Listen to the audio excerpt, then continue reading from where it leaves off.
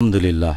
দ্বিতীয় প্রশ্ন, যে জাকাত পাচ্ছে তাকে কি জানানো আবশ্যক যে তাকে জাকাত দেয়া হচ্ছে?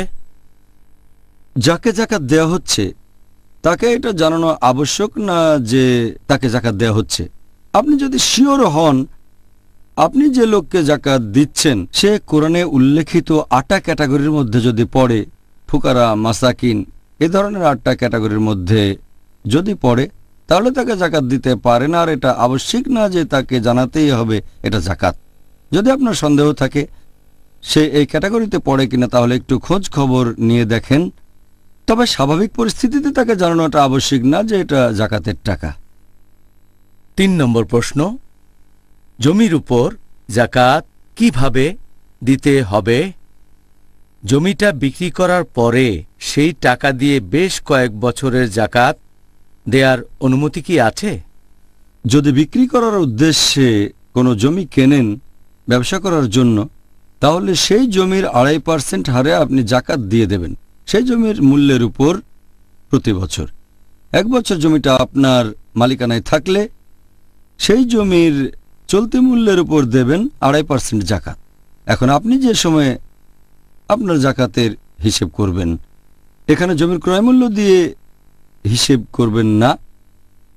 জমির দাম বাড়তে পারে আবার কমতেও পারে, সেজন্য আপনার জমির বর্তমান মূল্য যেটা, আর যদি এই জমি 1 বছর আপনার মালিকানায় থাকে তাহলে বর্তমান মূল্যের উপর 2.5% হারে জাকাত দেবেন। একটা জমি ধরুন অনেক বছর আপনার মালিকানায় আছে, এখানে জাকাত দেবেন প্রতি বছর আপনার অন্যান্য সম্পদ থেকে। তবে অন্যান্য সম্পদ যদি না থাকে, শুধু এই জমিটাই আছে, আর যদি জাকাত দিতে না পারেন প্রতি বছর দেওয়াটাই ভালো। তবে যদি না পারেন, কোনো সম্পত্তি না থাকে, তাহলে একেবারে শেষ উপায় হিসেবে, অবশ্য সেটা না করলেই ভালো, যদি আপনার কাছে টাকা না থাকে তাহলে বিক্রি না হওয়া পর্যন্ত জাকাতের টাকা বকেয়া রাখতে পারেন। আর যখন বিক্রি করবেন, যদি 5 বছর আপনার মালিকানায় থাকে আর জাকাত দেননি, তাহলে বিক্রি হলেই তখন জাকাত দিয়ে দেবেন, সেটা 5 গুণ 2.5%। তবে প্রতি বছর জমিটার দাম হিসেব করতে হবে আপনাকে অবশ্যই। প্রথম বছরে হয়তো ছিল X, দ্বিতীয় বছরে Y, তৃতীয় বছরে Z, এভাবে প্রত্যেক বছরের দামটা হিসেব করবেন, তারপর সেই বছরের 2.5% বের করবেন। এভাবে সবগুলো যোগ করবেন 2.5% করে 5 বছর, তারপর জমি বিক্রি হলে জাকাত দিয়ে দেবেন। সবচেয়ে ভালো হচ্ছে তাড়াতাড়ি জাকাত দিয়ে দেওয়া। ধন্যবাদ ডক্টর জাকির। এবারে পরের প্রশ্ন, 4 নম্বর প্রশ্ন, কিছু লোক বাসস্থানের উপরে ইনভেস্ট করে কারণ তারা ব্যাংকে টাকা রাখতে চায় না, কিন্তু তারা বলে যে বাসস্থানের ক্ষেত্রে জাকাত দিতে হবে শুধুমাত্র এর ভাড়ার উপরে, বাসস্থানের আসল মূল্যের উপর দিতে হবে না। এই ব্যাপারটা সম্পর্কে আপনি কি মতামত দেবেন?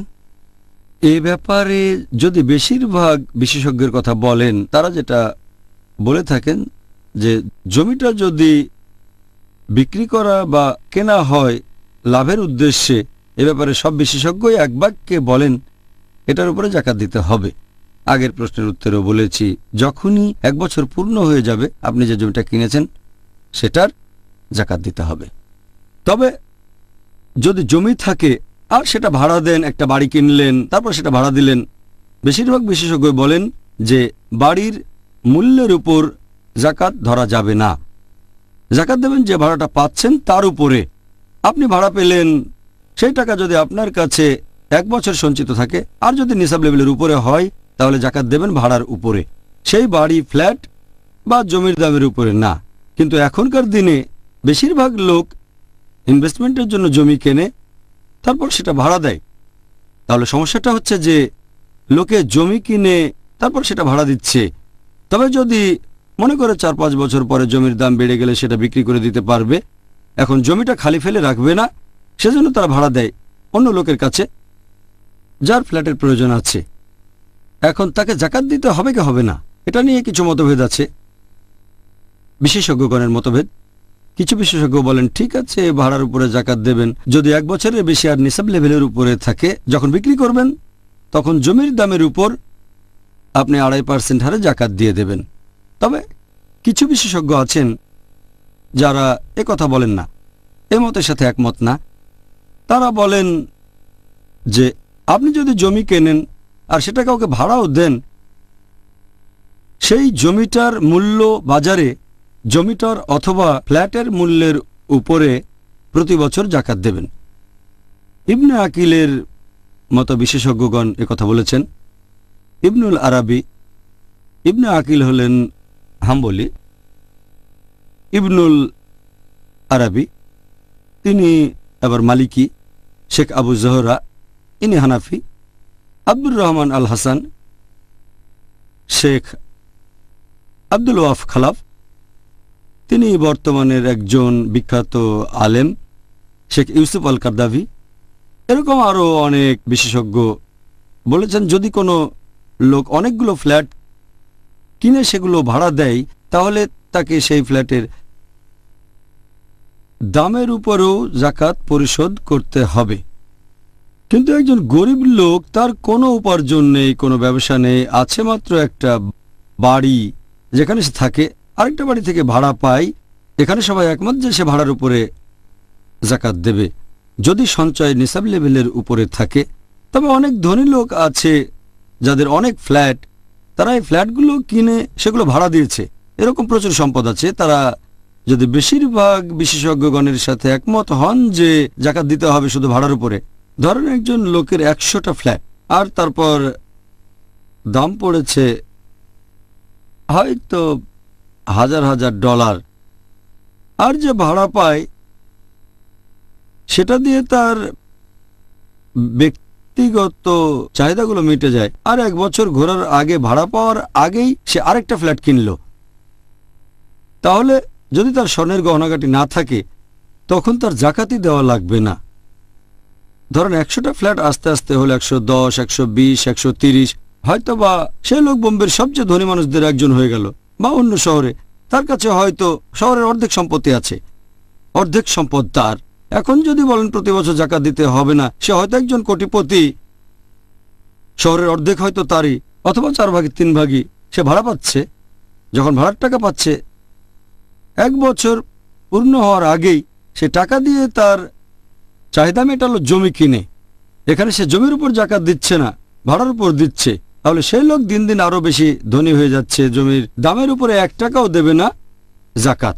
সেজন্য আমি কম সংখ্যক বিশেষজ্ঞগণের সাথে একমত, যেমন ইবনুল আরাবি, ইবনে আকিল, শেখ আবু জহরা, শেখ ইউসুফ আল কারদাভি, এই বিশেষজ্ঞগণ বলেছেন যদি কারো মালিকানায় এরকম অনেক জমি থাকে আর তারা সেখানে বাড়ি বানিয়ে ভাড়া দেয় তাহলে তাকে সেই জমির বর্তমান মূল্যের উপরেও জাকাত দিতে হবে। বাজারে সেই জমিটার অথবা সেই বাড়িটার বর্তমান যে দাম তার 2.5% প্রতি হিজরি সালে জাকাত হিসেবে দিয়ে দিতে হবে। আমি এই বিশেষজ্ঞগণের সাথে একমত। আর যদি নাও হয়, যদি জাকাত হিসেবে টাকা বেশি দিয়ে ফেলেন আল্লাহ আপনাকে প্রশ্ন করবেন না, অবশ্যই সেজন্য আপনি পুরস্কার পাবেন। যদি সাদকা দেন সেজন্য সওয়াব পাবেন। তাই যখনই মনে সন্দেহ আসবে দূর করার চেষ্টা করবেন, সেই দিকে যাওয়ার চেষ্টা করবেন যেখানে সওয়াব বেশি পাওয়া যায়, কারণ জাকাতের পরিমাণটা কম, কিন্তু যদি বেশি দিয়ে দেন আল্লাহ খুশি হবেন। লজিক্যাল বলে মনে হচ্ছে। প্রশ্ন 5, অনেক ধনী মুসলিম আছে যারা বিশাল বাড়ি তৈরি করে যেটা তাদের প্রয়োজনের চাইতে অনেক বেশি। সেই বাসার উপর জাকাত দিতে হবে না যেখানে সেই লোক বসবাস করে। বাড়িটা যদি ছোটখাটো হতো তাহলে টাকাটা বেঁচে যেত, তাকে কোনো জাকাত দেয়া লাগতো না। আর যেহেতু তারা বিশাল বাড়ি বানান সেই জন্য তারা জাকাত দেয়া থেকে অব্যাহতি পায়। আপনি কি বলবেন? এখানেও এ ব্যাপারেও বিশেষজ্ঞগণের মতভেদ আছে। সাধারণ নিয়মটা হচ্ছে মৌলিক চাহিদাটা কি, সেটা হচ্ছে একটা বাসস্থান। সেই বাসস্থানে আপনি আশ্রয় পাবেন, থাকবেন নিরাপদে গরম ঠান্ডা বৃষ্টি থেকে, এগুলোই মৌলিক চাহিদা। আর আপনি যে বাসায় থাকবেন সেটার উপর জাকাত দিতে হবে না, এটা নিয়ে কোনো মতভেদ নেই। তবে পরিস্থিতি যদি এরকম হয়ে যায় যে কেউ বানিয়েছে একটা প্রাসাদ, তার স্ত্রী আর 3-4 জন ছেলে মেয়ের জন্য লাগবে 2টা রুম, 3টা রুম, 4টা রুম, 6 রুম, কতগুলো, কিন্তু যদি থাকে প্রাসাদ যেটার সমান হয়তো 10টা সাধারণ বাড়ি, সেটার উপরে তাকে কি জাকাত দিতে হবে? এখানেও বেশিরভাগ বিশেষজ্ঞ তারা বলেন যে আপনি যে বাড়িতে থাকবেন সেটার উপরে জাকাত দিতে হবে না। তবে এটা পড়বে আরেকটা ক্যাটাগরিতে যার নাম ইসরাফ। আল্লাহ পবিত্রকরণে বলেছেন সূরা ইসরা অধ্যায় নম্বর 17 আয়াত নম্বর 26 ও 27 যে তোমরা অপব্যয় করো না, অপচয় করো না, কারণ যারা অপব্যয় করে তারা হচ্ছে শয়তানের ভাই।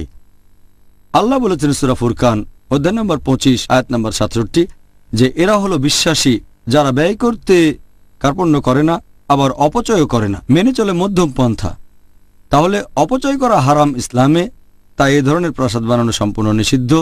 কেউ বলে হারাম, কেউ বলে মাকরু, সেটা যাই হোক না কেন। তবে যেহেতু সেখানে থাকছেন তাই বেশিরভাগ বিশেষজ্ঞ বলেন জাকাত দিতে হবে না। কিন্তু এখানেও সেই বিশেষজ্ঞগণ ইবনে আকিল, ইবনুল আরাবি, শেখ আবু জহরা, শেখ আব্দুল ওয়াফ খালাফ, শেখ আব্দুর রহমান আল হাসান, শেখ ইউসুফ কারদাভি, এই বিশেষজ্ঞগণ বলেন যে কেউ যদি বানায় প্রাসাদ যেটা মৌলিক চাহিদার চেয়ে অনেক বেশি, চাহিদা মিটিয়েও অনেক বেশি, তাহলে এটা অতিরিক্ত সম্পদ।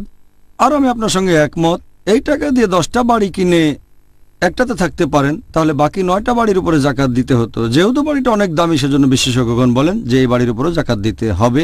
অথবা সেই লোকের অনেকগুলো বাড়ি আছে, বাড়িগুলোর উপরে জাকাত দেবে, আমি এটার সাথে একমত।